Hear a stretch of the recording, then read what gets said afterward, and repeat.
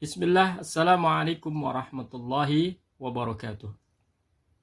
Alhamdulillahi wa kafa wassalatu wassalamu ala nabiyil mustafa wa ala alihi wa ashabihi ahlas sidqi wal wafa.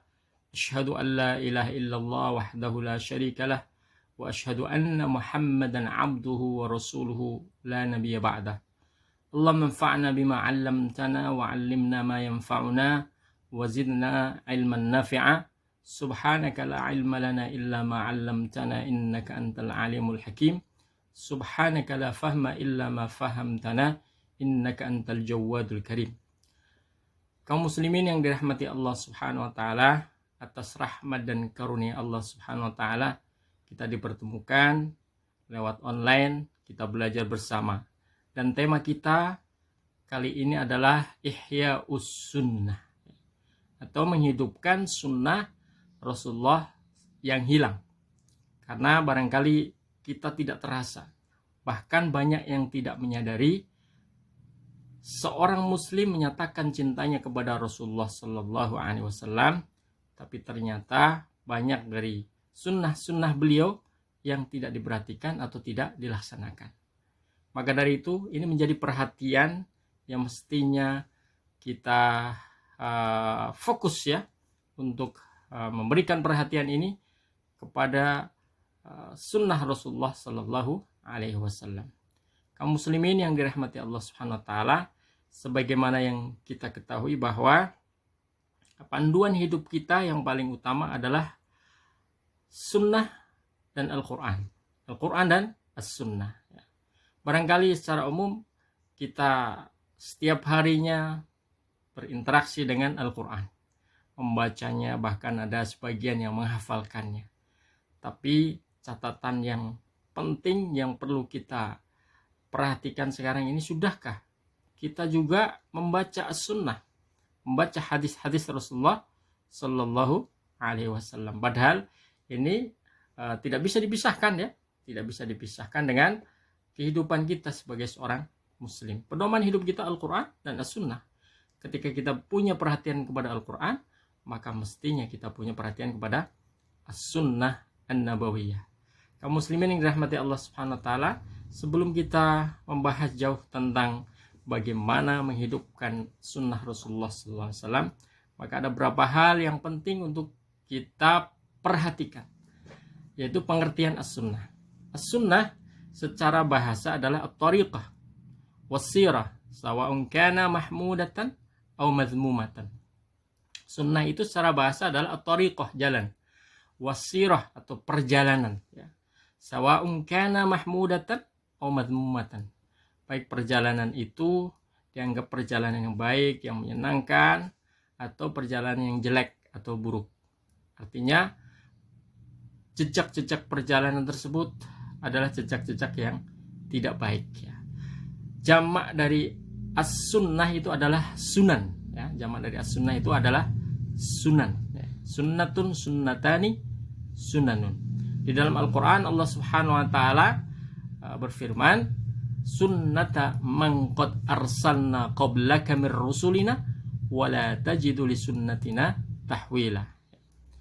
Sunnah atau perjalanan yang sudah kami paparkan sebelumnya dari rasul-rasul yang telah Allah utus kepada setiap manusia.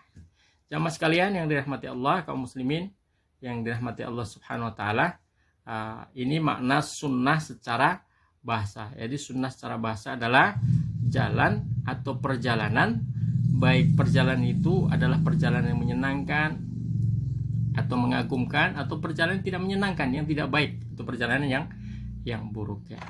Adapun dalam pengertian syariat ya, dalam pengertian syariat, sunnah itu yang pertama bisa diartikan secara syariat adalah semua yang diperintahkan Rasulullah Sallallahu Alaihi Wasallam berupa larangan atau anjuran.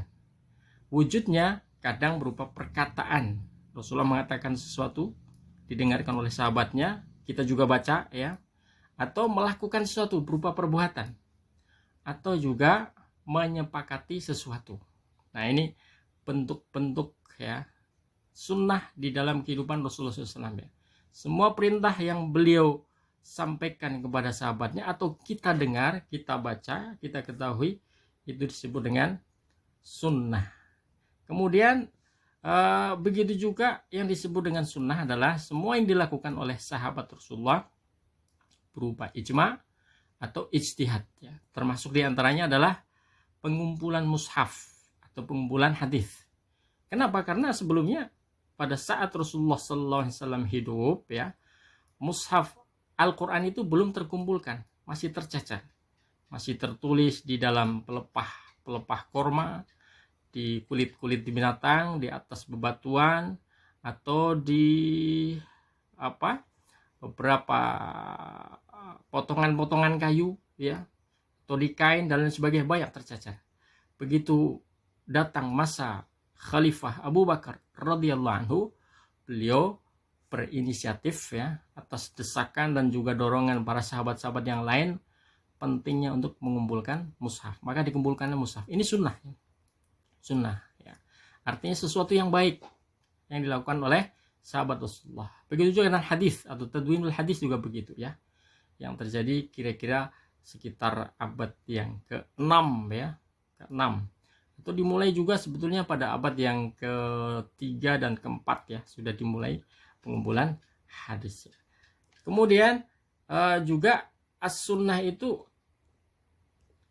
juga lawan dari bid'ah, ya. Istilah sunnah itu juga dipakai untuk menyebutkan sesuatu yang bertentangan dengan bid'ah, ya. Jadi lawan dari bid'ah adalah as-sunnah. Bid'ah itu sesuatu yang tidak diajarkan oleh Rasulullah SAW, ya, baik dalam urusan-urusan ibadah ataupun akidah, itu bid'ah, ya. Nah, terutama dalam ibadah, ya, yang tidak diajarkan, diistilahkan di dalam Islam itu dengan bid'ah, ya. Kaum muslimin rahmati Allah Subhanahu wa taala. Kemudian kedudukan as-sunnah ini ditegaskan dari beberapa ayat-ayat Al-Qur'an. Artinya as-sunnah ini sesungguhnya sangat-sangat penting kedudukannya dalam Islam. Pertama, dari beberapa ayat Al-Qur'an itu adalah di antaranya qala subhanahu wa ta'ala wa ma kana lil mu'minin wa la mu'minatin idza qadallahu wa rasuluhu amran ay yakuna lahumul khiyaratu min amrihim. Tidaklah pantas bagi seorang mukmin dan mukminah ketika Allah dan Rasulnya, perhatikan di sini, Allah dan Rasulnya memutuskan suatu keputusan atau perintah, mereka memilih yang lain, ya. Jadi tidak ada pilihan kalau misalkan ada ayat Al-Quran merintahkan suatu dan itu sudah tegas, ya, perintahnya, maka tidak ada pilihan. Begitu juga Rasulullah SAW, ya, merintahkan sesuatu atau melarang sesuatu, dan larangan itu adalah larangan yang wajib ditinggalkan atau perintah yang wajib dilakukan, maka tidak ada pilihan, ya. Ini dari Al-Quran, surat Al-Ahzab 36. Begitu juga surat An-Nisa ayat 65. Fala wa rabbika la yu'minuna hatta yuhakkimuka fima syajara bainahum thumma la yajidu fi anfusihim harajan mimma qadaita wa yusallimu taslima, ya. Ketika Rasulullah memutuskan sesuatu dan disampaikan kepada para sahabat dan kita dengar juga, maka tidak ada lagi perdebatan, ya. Kemudian juga firman Allah surat Al-Hasyr ayat 7, qala wa ma atakumur rasulu fakhudhuhu wa ma nahakum anhu fantahu. Apa yang Rasulullah sallallahu alaihi wasallam sampaikan kepada kalian, yang kalian dapat dari Rasulullah SAW, maka fakhudhuhu, ambillah, ya. Apa yang kita dapat di antaranya adalah hadis-hadis Rasulullah sallallahu alaihi wasallam, ya, yang menerangkan banyak hal, ya. Kemudian juga dari ijma' sahabat, semua sahabat Rasulullah SAW menyatakan sunnah ini menjadi sumber hukum, ya. Semua tidak ada yang menentang, ya. Begitu juga kita lihat dan kita teliti juga, kita analisa banyak sekali ayat-ayat Al-Quran yang kita fahami ternyata ayat tersebut masih general, ya, masih umum, maka butuh penjelasan dari as-sunnah. Maka kalau dikatakan oleh para ulama, ya, sesungguhnya Al-Quran itu jauh lebih membutuhkan dari as-sunnah daripada as-sunnah membutuhkan Al-Quran. Kenapa? Karena jika kita membaca Al-Quran saja dan tidak ada penjelasannya, maka banyak ayat-ayat yang sifatnya general, Tapi ketika dijelaskan dengan hadis-hadis Rasulullah SAW, maka ayat tersebut menjadi lebih jelas lagi. Contoh misalkan perintah sholat hanya sekedar umum, sholatlah ya, atau rukuklah, atau sujud ya, sujudlah ya. Atau bersucilah ya. Atau di dalam ayat yang lain perintah tentang zakat, puasa, itu secara umum. Tapi secara detail pelaksanaan sholat, pelaksanaan puasa, pelaksanaan zakat itu diterangkan dan dijelaskan di dalam sunnah Rasulullah SAW lewat hadis-hadis yang beliau sampaikan.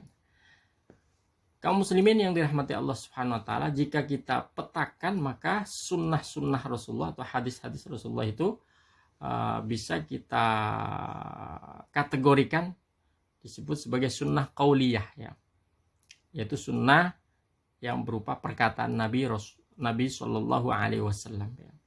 Jadi Rasulullah mengucapkan suatu didengar oleh sahabat, sampaikan kepada generasi berikutnya sampai kepada kita. Biasanya bentuknya ini seperti qala Rasulullah Sallallahu Alaihi Wasallam ya, langsung mengatakan gitu ya. Kemudian yang kedua adalah fi'liyah ya, sunnah fi'liyah, itu perbuatan Nabi Shallallahu Alaihi Wasallam.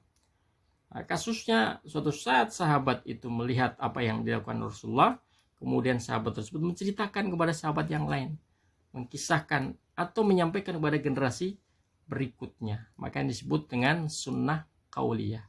Itu bentuknya cerita tentang apa yang dilakukan Rasulullah ya. Contoh misalkan Rasulullah itu mencontohkan bagaimana cara mencukur rambut ketika tahallul ya, atau contoh ketika Rasulullah SAW sholat ya, maka Rasulullah ketika selesai mengajarkan sholat ya, Rasulullah Shallallahu Alaihi Wasallam menyampaikan kepada para sahabat beliau mengatakan sallu kama ra'aitumuni usolli, sholatlah sebagaimana kalian melihat saya melakukannya, karena Rasulullah sudah mencontohkan. Begitu juga tentang manasik haji ya, Rasulullah SAW mencontohkan manasik haji tadi, diantaranya adalah tahallul. Setelah selesai mencontohkan tersebut, Rasulullah mengatakan, khudhu anni manasikakum, ambillah manasik-manasik yang telah saya contohkan kepada kalian semuanya. Ini namanya sunnah fi'liyah. Kemudian ketiga adalah sunnah takririyah, yaitu berupa kesepakatan Rasulullah SAW atau persetujuan Rasulullah SAW. Kesepakatan dan ketetapan ya, kesepakatan Rasulullah SAW ini bisa jadi Rasulullah hadir di saat itu atau Rasulullah tidak hadir pada peristiwa tersebut ya. Contoh misalkan suatu saat sahabat Rasulullah SAW diperintahkan beserta dengan sahabat yang lain untuk melaksanakan sebuah sariyah. Sariyah itu melakukan patroli ya, patroli penjagaan untuk keamanan kota Madinah ya. Diutuslah berapa sahabat ya. Kemudian diantara mereka ada yang mengimami sholat ketika tiba waktu sholat. Tapi ketika mengimami sholat di akhir rakaat ya, setiap kali di akhir rakaat sahabat ini ketika mengimami menutup dengan bacaan surat Al-Ikhlas ya. Terus menerus berulang-ulang terjadi seperti itu. Maka ada sahabat yang, wah ini kenapa ya? Bertanya, kenapa kok selalu ditutup dengan Al-Ikhlas? Maka begitu selesai tugas mereka menghadap Rasulullah, mereka bertanya, wahai Rasulullah, ini ada sahabat kita yang mengimami kalau akhir rakaatnya dengan menutup surat Al-Ikhlas, bagaimana? Maka Rasulullah mengatakan, tanya saja sama beliau ya. Maka ketika ditanya, saya menyukai surat Al-Ikhlas karena di dalam surat Al-Ikhlas terdapat ayat-ayat yang menyebutkan sifat-sifat Allah Subhanahu Wa Taala. Maka setelah dijawab oleh sahabat tadi yang mengimami, disampaikan kembali kepada Rasulullah, wahai Rasulullah ini alasannya begini. Maka Rasulullah mengatakan, idan, beritahukanlah kepada dia, akhbiruhu annallaha yuhibbuhu, bahwa Allah itu juga mencintai dia. Masya Allah ya. Baik, jamaah sekalian yang mati Allah Subhanahu Wa Taala, selanjutnya kita masuk pada inti ya, inti permasalahan kita, pembahasan kita, yaitu apa sebetulnya yang dimaksud dengan Ihya'us Sunnah. Kalau di dalam bahasa Arab, Ihya'us Sunnah itu berasal dari kata ahya yuhyi, atau menghidupkan. berarti kan menghidupkan as-sunnah. Di dalam kitab Faidul Qadir ya, Faidul Qadir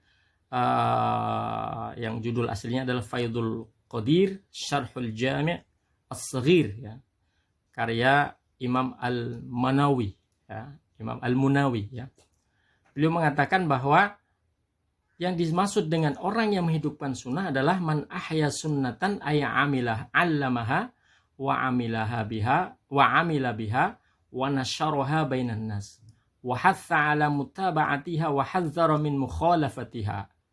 Ihya sunnah adalah menghidupkan as-sunnah adalah siapa saja yang mengajarkan, mengamalkan, menyebarkan as-sunnah di tengah manusia. Jadi mengamalkan, mengajarkan, mengamalkan dan menyebarkan as-sunnah di tengah-tengah manusia dan juga mengajak mereka untuk mengikutinya dan memperingatkan mereka dari penyelewengannya. Ini yang dimaksud dengan as-sunnah ya. Berarti kita perlu belajar apa itu sunnah-sunnah Rasulullah. Setelah belajar kita ajarkan. Ta'lim, ta'allum wa ta'lim. Belajar kemudian mengajarkan. Kemudian mengamalkan, summal amal. Kemudian nasrus sunnah, menyebarkan as-sunnah.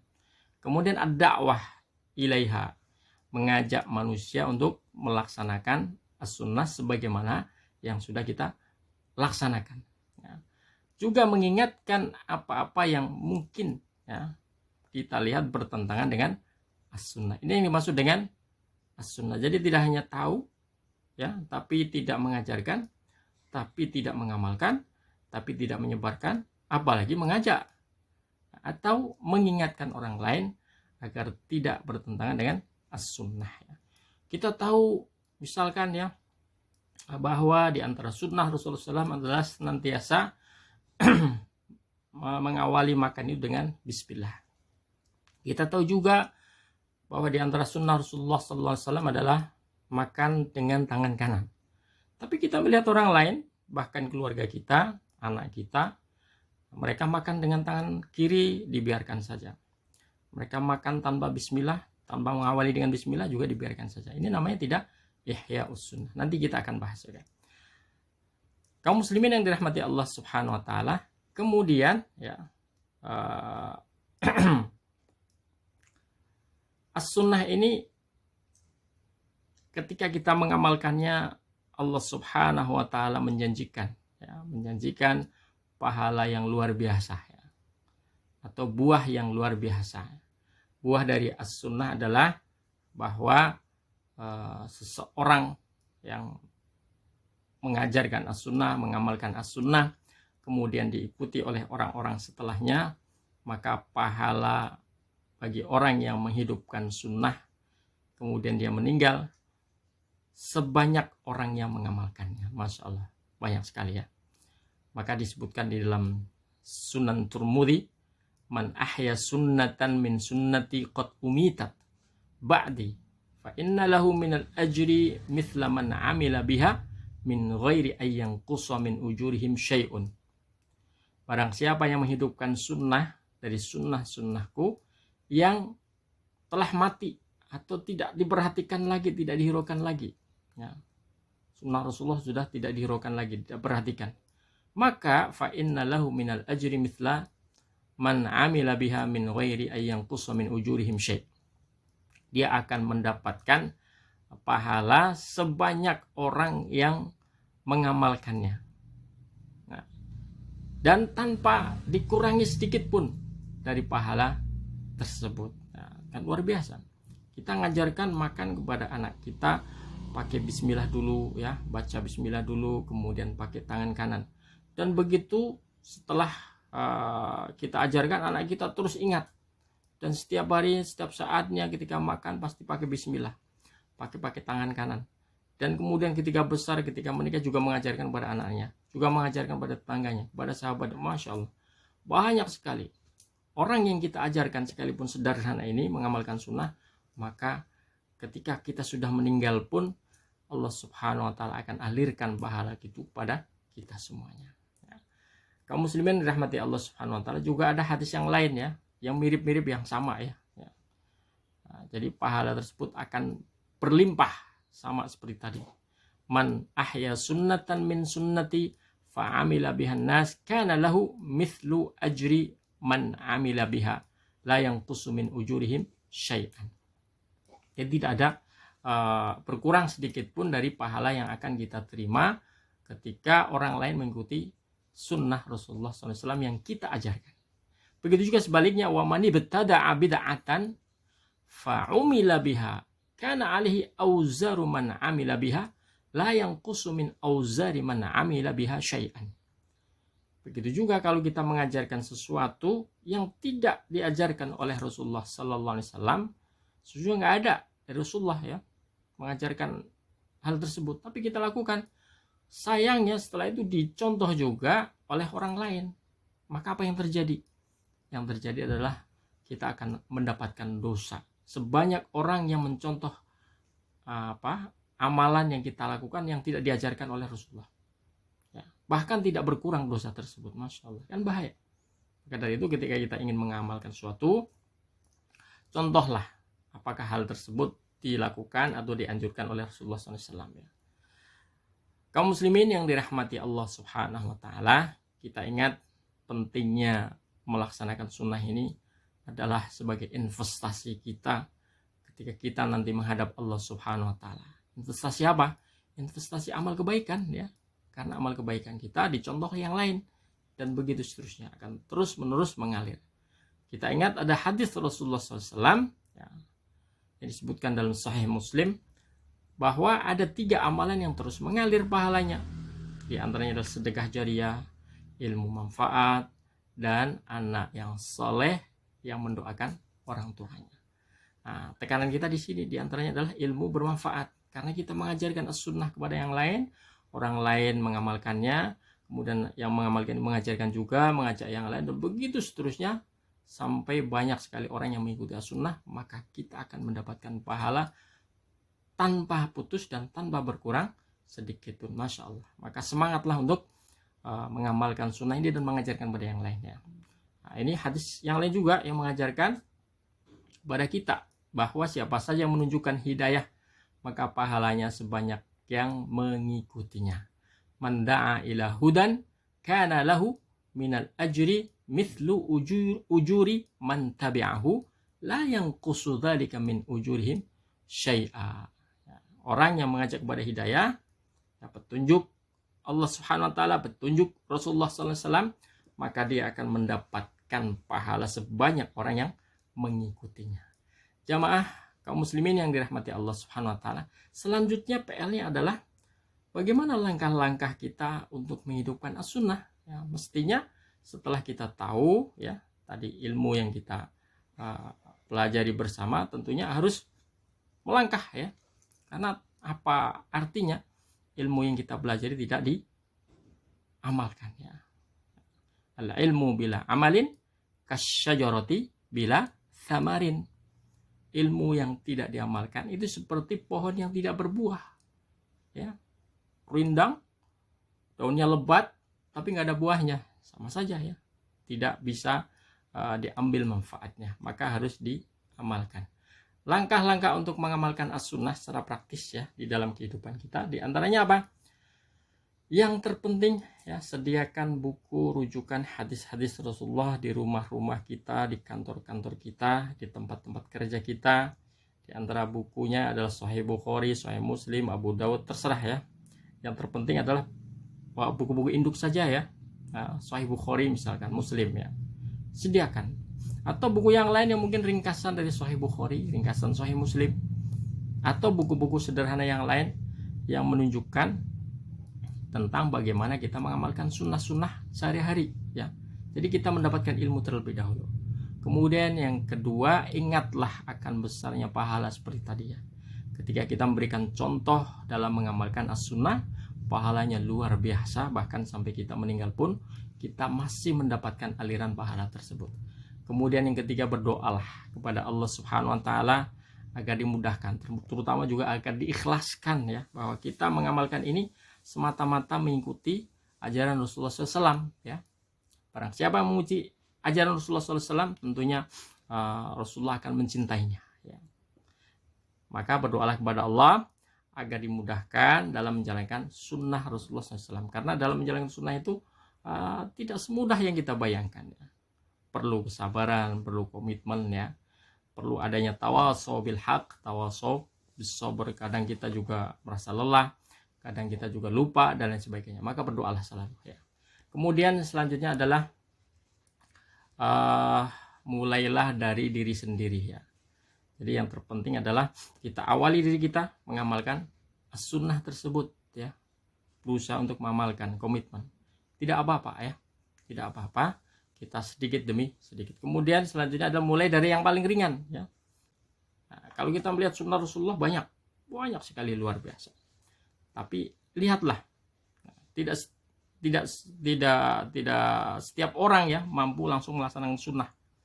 Karena kalau kita lihat juga tingkatannya beragam, ya, sunnah tersebut. Ada yang terasa ringan, ada yang terasa berat, ada yang terasa banyak, ada yang terasa dikit, ya, gitu. Maka prinsipnya adalah mulailah dari yang ringan. Kalau kita sudah sukses melaksanakan yang ringan, yang sederhana, maka kemudian tambahlah yang ringan yang lain. Begitu banyak amalan-amalan ringan yang kita jaga, kita pelihara, maka kita akan merasa senang bahwa kita telah mengikuti sunnah Rasulullah SAW. Maka kita akan bertambah terus, ya. Akan bersemangat untuk melaksanakan sunnah Rasulullah SAW sebagaimana bersemangatnya kita kalau dicontoh yang lain, dan kita mendapatkan pahala. Kaum muslimin yang dirahmati Allah, kemudian selanjutnya setelah kita mampu melaksanakan sunnah, ya, dengan komitmen, bismillah, dan kita juga rutin melaksanakannya, maka ajaklah orang yang terdekat. Orang yang paling dekat dengan kita adalah keluarga kita atau sahabat kita, ya, yang paling dekat, ya. Maka dalam Al-Quran disebutkan wa anzir ashiratakal aqrabin wakhfid janahaka limanittaba'aka minal mu'minin, ya. Peringatkanlah keluarga kalian yang terdekat, ya. Wa anzir ashiratakal aqrabin. Jadi mulai dari yang terdekat. Bismillah, insya Allah semuanya bisa. Kemudian cobalah untuk melakukan secara berjamaah. Nah, ketika bersama dengan keluarga, maka aturlah sedemikian rupa bagaimana melaksanakan sunnah tersebut dalam lingkup keluarga. Ketika di sebuah tempat pekerjaan, di kantor, ya, maka aturlah bagaimana cara melaksanakan sunnah tersebut di kantor, menghidupkan sunnah tersebut di kantor. Mulai dengan yang ringan tadi juga, ya. Kemudian selanjutnya adalah syiarkan, ajakan lewat media sosial. Kita melaksanakan sunnah, alhamdulillah sudah bisa, ya. Kita, keluarga kita sudah bisa, alhamdulillah. Kantor kita sudah bisa. Maka tidak masalah, dan itu menjadi baik kalau misalkan kita bersama-sama mengajak yang lain, ya, mengajak yang lain untuk melaksanakan sunnah yang sudah kita laksanakan tersebut, agar syiar ini semakin luas, ya. Ajakan tersebut bisa dengan suara di media sosial, atau bisa dengan tulisan, ya, desain yang bagus dan sebagainya, ya. Kemudian selanjutnya saling mengingatkan sebelum terlewatkan dan jika terlewatkan. Mengingatkan, ya, mungkin setiap harinya, mungkin setiap pekannya, mungkin setiap tahunnya, itu diingatkan, ya. Jadi dengan pengingatan tersebut kan kita akan care, ya, care bahwa mungkin hari depan, pekan depan, bulan depan, ya, itu akan ada hajatan, ya, hajatan besar melaksanakan sunnah Rasulullah Sallallahu Alaihi Wasallam. Apalagi kalau sudah terlewatkan, masya Allah, rugi, ya, sudah terlewatkan. Maka diingatkan besok jangan sampai lewat, gitu, ya. Kemudian selanjutnya bersyukurlah kepada Allah Subhanahu Wa Taala saat sudah diberi kemampuan menjalankan salah satu sunnah Rasulullah Sallallahu Alaihi Wasallam. Karena sebuah perayaan yang besar, ya, yang patut dirayakan bagi setiap muslim adalah ketika sudah mampu melaksanakan ketaatan kepada Allah Subhanahu Wa Taala, melaksanakan perintah Rasulullah Sallallahu Alaihi Wasallam. Allah Subhanahu Wa Taala berfirman dalam Al-Quran, "Qul bi fadlillahi wa bi rahmatihi fabidzalika falyafrahu huwa khairum mimma yajma'un." Katakanlah bahwa karena rahmat, karena karunia Allah Subhanahu wa taala, yang dimaksud adalah karena kalian sudah diberikan kemampuan untuk melaksanakan ketaatan, maka kalian berhak untuk berbahagia. Kalian berhak untuk merayakannya. Jadi kalau kita sudah bisa melaksanakan salah satu dari sunnah Rasulullah, maka bersyukurlah kepada Allah. Alhamdulillah ya Allah, Engkau telah berikan hamba kemudahan untuk melaksanakan salah satu dari sunnah Rasulullah Sallallahu Alaihi Wasallam. Sudah bisa bangun malam ya, maka setelah selesai bangun malam bersyukurlah kepada Allah Subhanahu wa Ta'ala. Tapi nggak perlu di-upload ya, nggak perlu diposting. Alhamdulillah saya sudah bangun malam, tidak ya, tidak perlu ya. Ini urusan lain.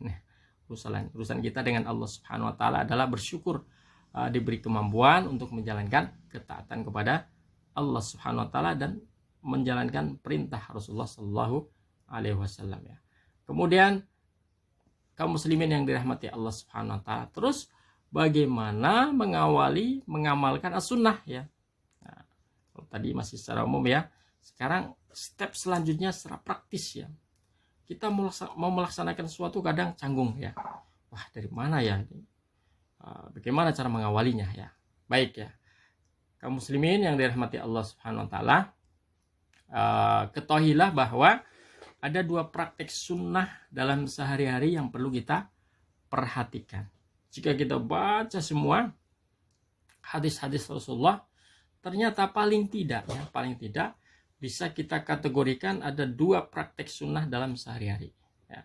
Satu yang disebut dengan sunnah mauqutah, atau sunnah Rasulullah Sallallahu Alaihi Wasallam yang dibatasi dengan waktu. Mauqut, waktunya sudah tertentu ya, tidak bisa keluar dari situ. Contoh misalkan sunnah sebelum fajar, sunnah saat fajar, duha, zuhur, asar, maghrib, isya. Nah, ini sunnah mauqutah. Maka setelah lewat waktu tersebut sudah beda lagi sesinya ya. Kalau setelah lewat sebelum fajar maka masuk fajar. Setelah lewat fajar maka nanti masuk duha dan begitu ya. Sudah beda. Jadi sesi sunnahnya, macam sunnahnya sudah berbeda ya. Maka pandai-pandailah ya, berusaha untuk melaksanakan sunnah di waktu tersebut karena waktu tersebut dibatasi ya. Kemudian yang kedua adalah sunnah ghairu mauqutah. Ada sunnah yang tidak dibatasi oleh waktu ya. Artinya kapanpun kita punya kesempatan lakukan ya. Contoh misalkan bab makan ya kan, tidak dibatasi makan harus pagi ya, itu kan adat kebiasaan. Tapi kadang juga ada orang ingin makan di tengah-tengah siang ya, bukan pagi bukan siang. Nah, maka lakukan sunnah. Kira-kira apa sunnah ketika makan itu? Nah, kemudian juga salam dan bertemu majelis, pakaian dan perhiasan, bersin dan menguap dan lain-lainnya dalam masalah ibadah, muamalah, toharoh dan lain-lainnya. Banyak sekali ya yang kadang dan sering kita temukan ini tidak dibatasi oleh waktu. Kaum muslimin yang dirahmati Allah Subhanahu wa Ta'ala, kemudian kalau kita berikan contoh-contoh ya, contoh-contoh sekilas, misalkan sunnah mauqutah ya, sunnah mauqutah yang dibatasi oleh waktu. Contoh misalkan sunnah sebelum fajar ya, sunnah sebelum fajar ya, sekilas saya bacakan ya. Sunnah sebelum fajar diantaranya adalah saat bangun tidur dan amalan Nabi Sallallahu Alaihi Wasallam sesaat setelah tidur. Apa itu diantaranya? Membersihkan mulutnya dengan siwak ya, menggosoknya dengan siwak, kemudian baca zikir bangun tidur. Jadi begitu bangun tidur langsung zikir ya, zikir. Bahkan dianjurkan ketika kita di malam hari terbangun dengan mendadak dengan keinginan kita, itu zikir dulu ya, zikir dulu, membaca la ilaha illa anta subhanak inni kuntu minadz zalimin la haula wala quwwata. Bahkan dianjurkan berdoa saat kita terbangun dari tidur. Nah, baru setelah itu kita melaksanakan yang lain ya, kayak tadi ya, menggosok gigi ya, siwak, kemudian juga mengusap bekas tidur dari wajahnya ya. diusap. Kemudian juga memandang ke langit, kalau ada kesempatan keluarlah rumah ya, kemudian pandanglah langit ya. Untuk apa? Langsung mengingatkan kebesaran Allah Subhanahu wa taala di tengah-tengah keheningan malam. Kemudian membaca 10 ayat terakhir dari surat Ali Imran ya. Kemudian mencuci kedua tangan sebanyak 3 kali, menghirup air ke hidung dan mengeluarkannya, juga berwudu ya. Setelah itu baru berwudu. Kemudian juga bangun malam untuk sholat malam dan witir. Ini kan sebelum fajar ya, sebelum fajar. Nah, ketika kita diberikan kesempatan, kemampuan oleh Allah, ketika bangun malam, apa yang dilakukan sunnah-sunnahnya apa saja? Disunahkan untuk melaksanakan sholat malam pada waktu yang paling utama. Kapan waktu paling utama? Waktu yang paling utama adalah sepertiga malam. Disunahkan melaksanakan sholat malam 11 rakaat, jumlahnya 11. Disunahkan mengawali sholat malam dengan 2 rakaat yang ringan. Nah, sholat dulu 2 rakaat ringan, baru melanjutkan sholat tahajud ya. Ringan itu berarti bacanya pendek ya. Kemudian membaca doa istiftah yang dianjurkan ketika sholat malam. Kemudian disunahkan untuk salam setiap 2 rakaat ya, 2 rakaat salam, 2 rakaat salam, dan begitu seterusnya ya. Ditutup dengan 3 rakaat sholat witir. Disunahkan membangunkan keluarganya. Nah, ini yang berat juga ya kan. Nah, berusaha membangunkan keluarganya pelan-pelan ya. Nah, jadi bukan hanya kita saja, tapi keluarga kita diajak untuk melaksanakan sunnah tersebut ya. Berdoa ketika sepertiga malam ya. Bagi seorang yang terlewatkan sholat malam, disunahkan untuk melaksanakan sholat pada siang hari dengan jumlah rakaat yang genap. Masya Allah ya. Ini kan jarang kita tahu.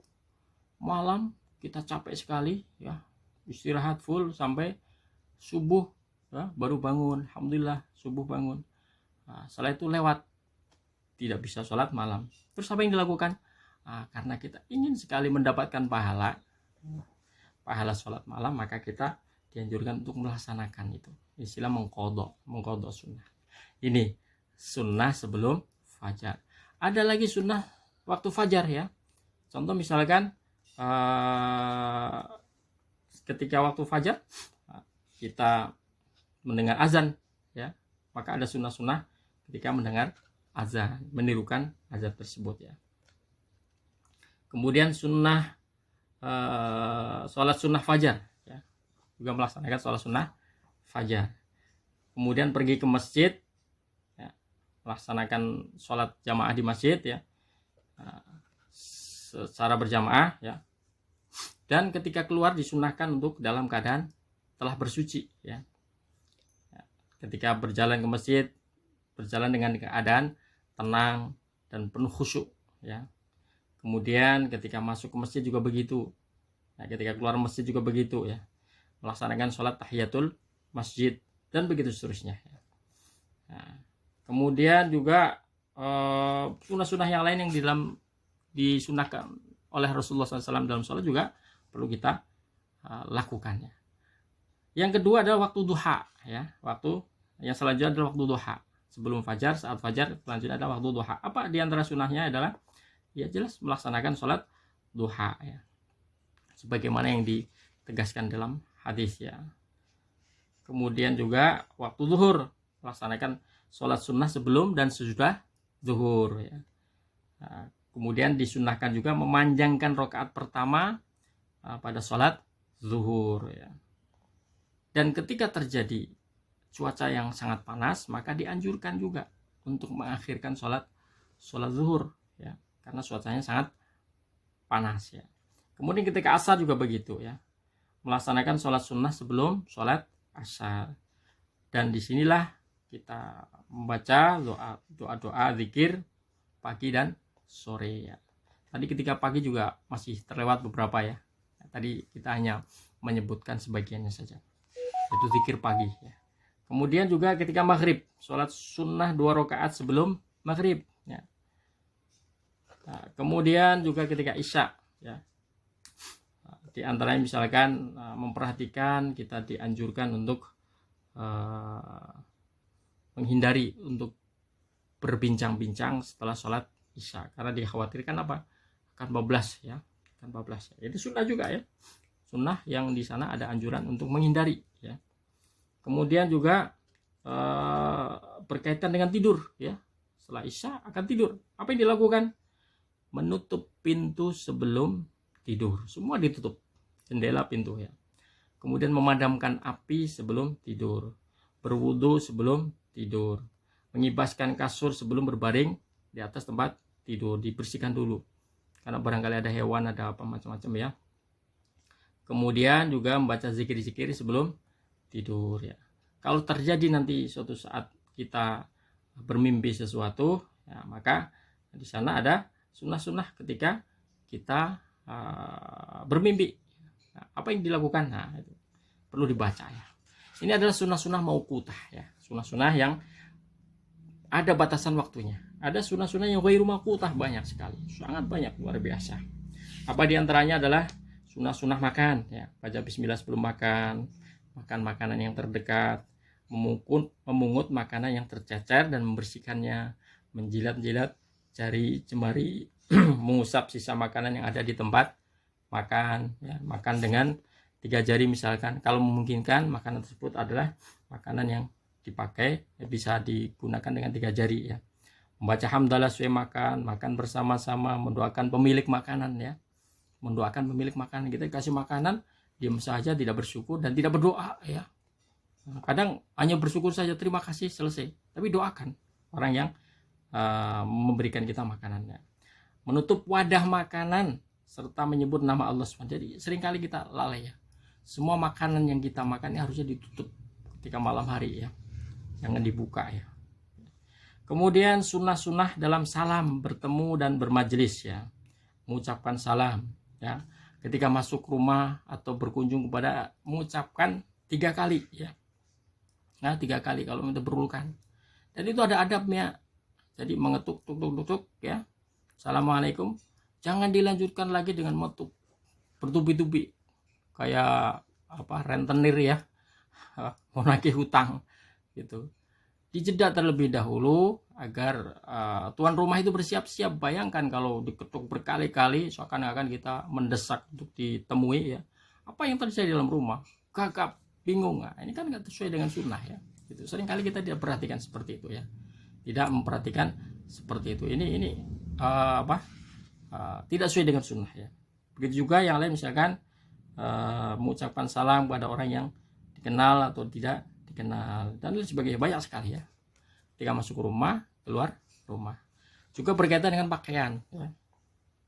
Ini sunnah ghairu mauqutah.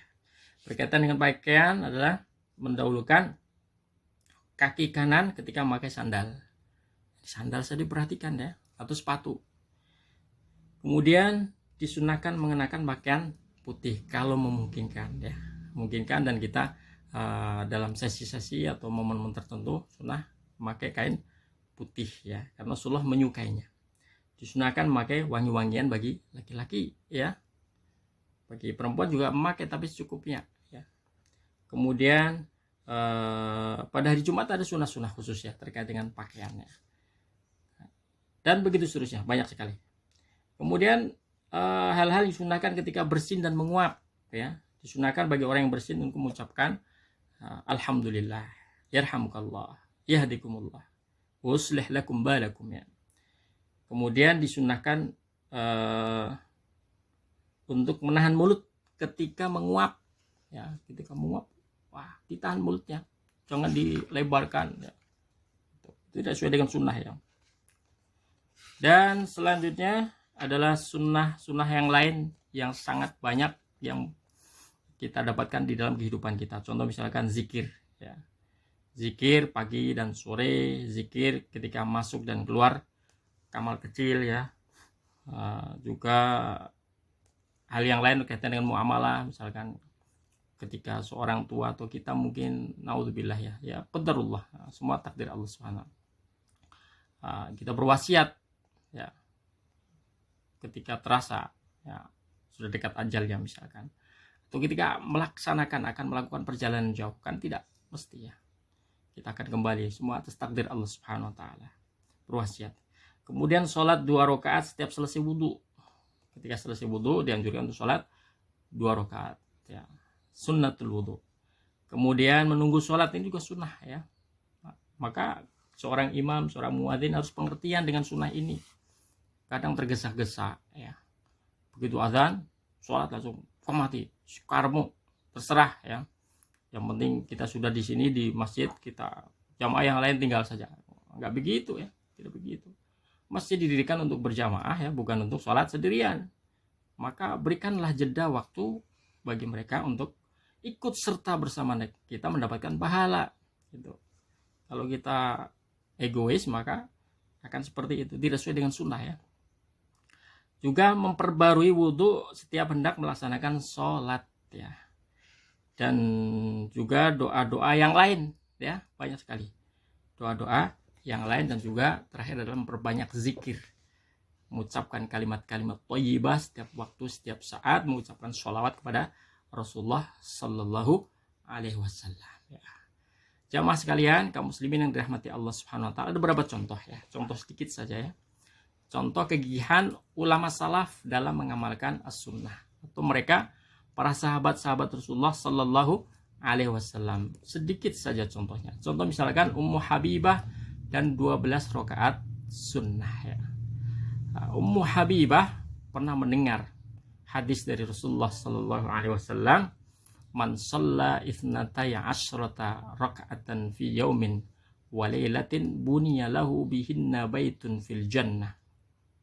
Barang siapa yang mampu melaksanakan sholat 12 rakaat, yang dimaksud ini adalah sholat sunnah rawatib ya, 12 rakaat dalam sehari semalam ya, maka akan dibangunkan baginya baitun fil jannah ya, rumah di surga. Begitu Ummu Habibah mendengar hadis ini, apa yang beliau katakan? Qalat Ummu Habibah, fama taraktuhunna mundu sami'tuhunna min Rasulillahi sallallahu alaihi wasallam. Saya tidak pernah meninggalkan perintah 12 rakaat tersebut semenjak saya mendengar hadis tersebut dari Rasulullah sallallahu alaihi wasallam. Masyaallah. Gigih sekali, luar biasa. Kita juga berusaha untuk melaksanakan sunnah tersebut 12 rakaat ya. Kalau kita di dunia ini kan bermimpi untuk punya rumah bagi yang belum punya rumah ya, atau mungkin punya rumah yang banyak ya, properti yang banyak ya. Kalau kita ingin lebih dahsyat lagi pemilikan rumah kita, properti kita ya, maka lakukanlah 12 rakaat ini ya. Kita akan mendapatkan jauh lebih berharga rumah di dunia, yaitu rumah di akhirat ya. 12 rakaat bisa satu hari, 12 rakaat bisa satu hari. Wah, berapa rumah itu bisa kita hitung ya. Kemudian juga Ambasah ya, yang mendengarkan hadis dari Ummi Habibah ya, beliau juga mengatakan hal yang sama. Fama taraktuhunna mundu sami'tuhunna min Ummi Habibah. Saya tidak pernah meninggalkan 12 rakaat tersebut semenjak saya dengar dari Ummu Habibah. Begitu juga Amr ibnu Aus juga sama ya. Begitu juga Nu'man ibnu Salim juga sama. Semuanya tidak ingin meninggalkan sunnah 12 rakaat tadi. Nah, inilah kegigihan mereka. Mestinya kita mencontoh kegigihan mereka.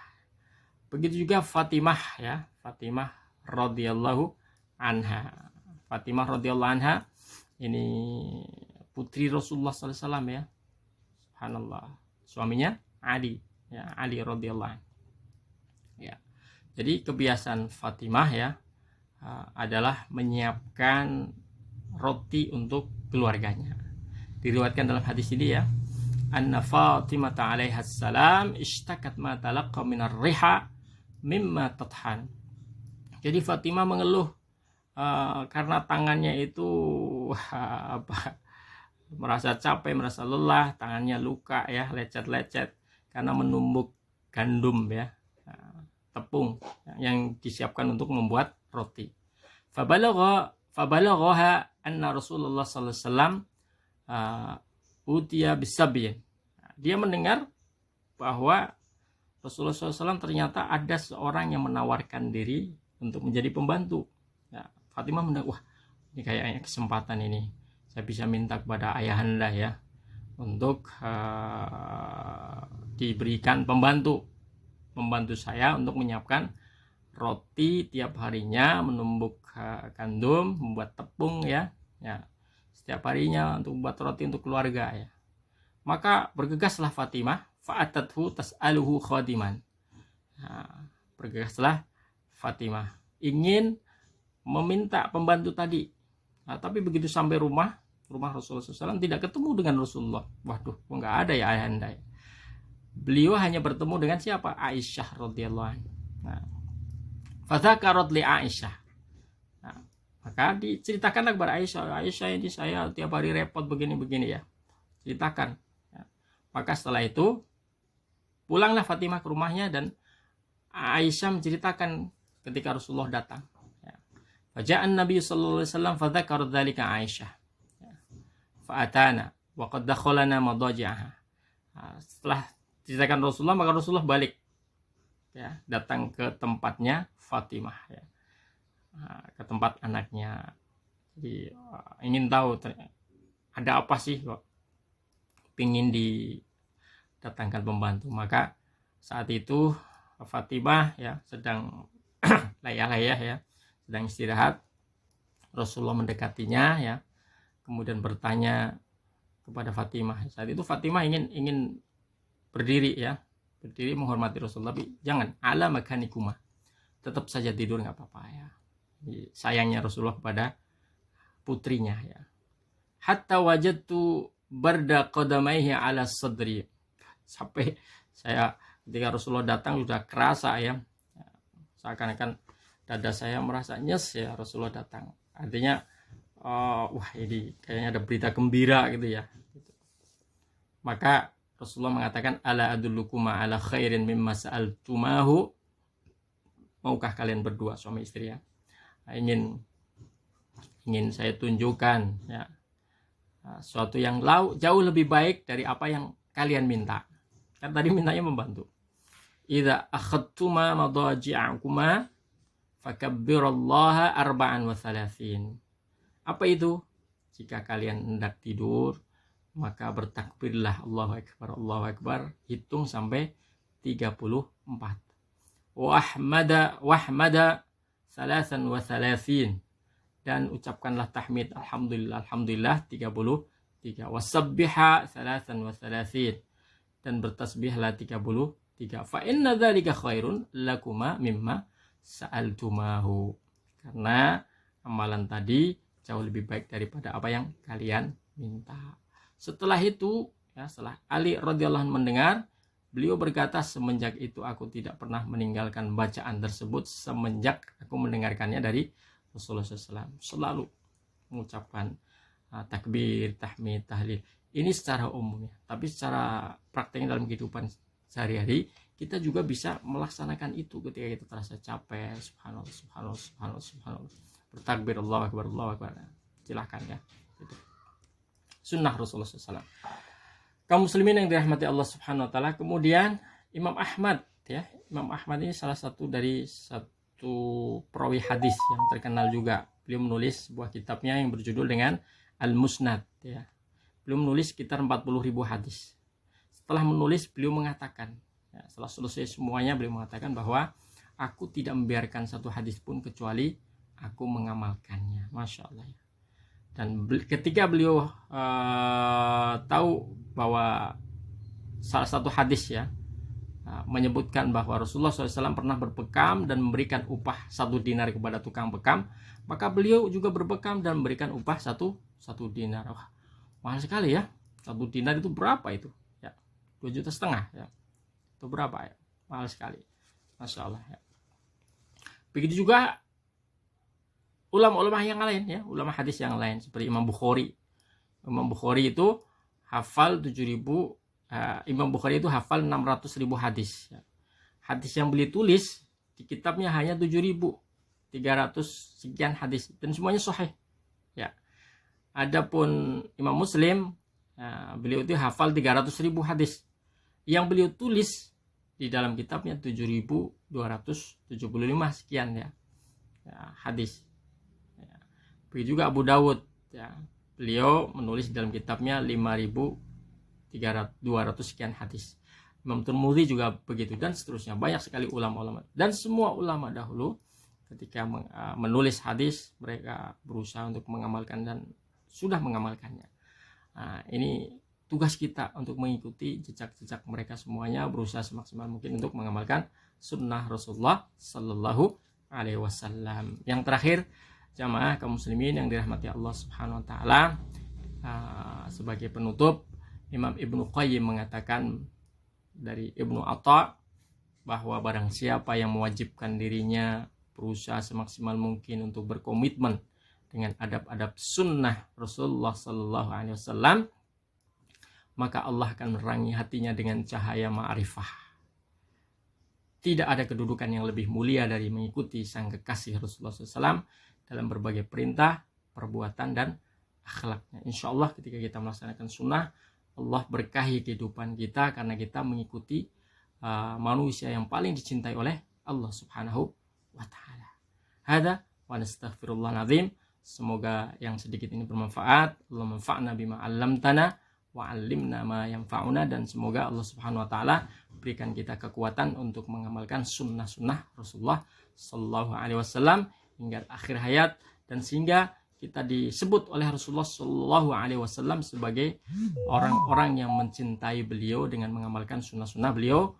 Akhirnya kita mendapatkan syafaat dari beliau di hari kiamat kelak. Amin ya rabbal alamin.